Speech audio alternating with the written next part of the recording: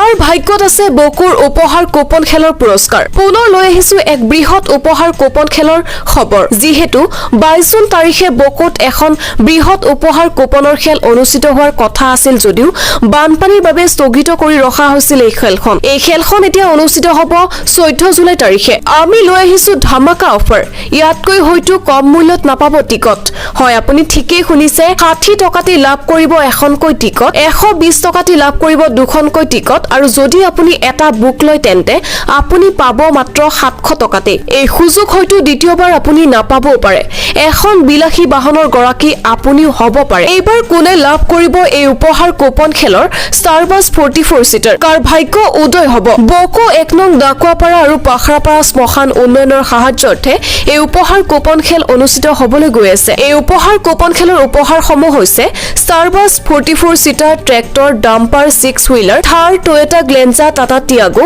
Tata Punch Bolero Maruti Swift Scorpio Jimny ৱেগনাৰকে আদি কৰি বহু বিলাসী নামী দামী বাহন লগতে কুপন বহিৰ উপহাৰসমূহ হৈছে Alto K10 Maruti Espresso laptop scooty আদিকে ধৰি বহু বিলাসী বাহন গতিকে স্ক্ৰিনত দিয়া নম্বৰত শীঘ্ৰেই যোগাযোগ কৰক আৰু টিকট সংগ্ৰহ কৰক হাতত সময় খুব কম আছে সময় থাকোতে ক্ৰয় কৰি লওক টিকট পিছত হয়তো আপুনি টিকট নাপাবও পাৰে বৰ্তমান সময়ত টিকট বিচাৰি হাহাকাৰ লাগিছে এতিয়া ৰাইজৰ মাজত গতিকে ৰৈ নাথাকিব এতিয়াই যোগাযোগ কৰক স্ক্ৰিনত দিয়া নম্বৰত